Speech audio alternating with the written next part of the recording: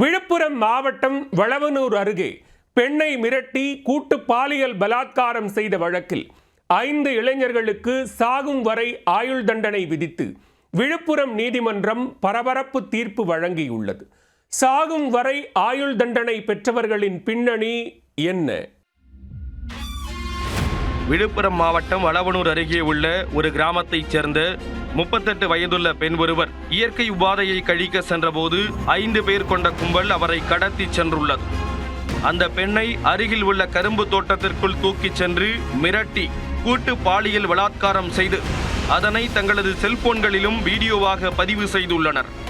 இதனைத் தொடர்ந்து அந்த வீடியோவை காட்டி அடிக்கடி அந்த பெண்ணை மிரட்டி தனிமையான இடத்திற்கு வரவழைத்து 5 பேர் கொண்ட கும்பல் பாலியல் ரீதியாக துன்புறுத்தியுள்ளது.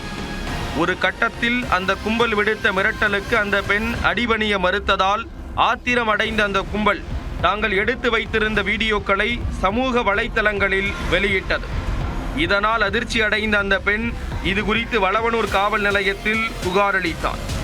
புகாரின் பேரில் போக்சோ சட்டத்தின் கீழ் வழக்கு பதிவு செய்த வளவனூர் போலீசார் பெண்ணை பாலியல் பலாத்காரம் செய்து அதனை வீடியோவாக எடுத்து வைத்து மிரட்டிய ராம்பாக்கம் கிராமத்தைச் சேர்ந்த தீபன் சக்கரவர்த்தி, வினோத்குமார், பாபு, பிரதீப் ராஜ், ரஜினி சுமன் என 5 பேர் கொண்ட கும்பலை கைது செய்தனர்.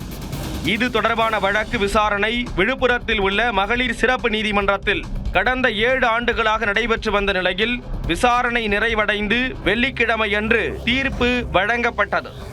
அப்போது பெண்ணை மிரட்டி பாலியல் பலாத்காரம் செய்ததோடு அதனை வீடியோவாக எடுத்து வைத்துக் கொண்டு அதனை காட்டி தொடர்ந்து பாலியல் தொந்தரவு அளித்து வந்தது ஒரு பெண்ணிற்கு இழைத்த பெரும் குற்றமாக நீதிமன்றம் தெரிவித்தது.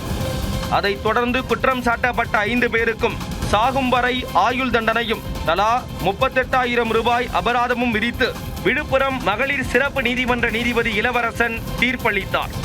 இதனைத் தொடர்ந்து சாகும் வரை ஆயுள் தண்டனை விதிக்கப்பட்ட 5 பேரையும் பலத்த பாதுகாப்புடன் போலீசார் அழைத்துச் சென்று கடலூர் மத்திய சிறையில் அடைத்தனர்.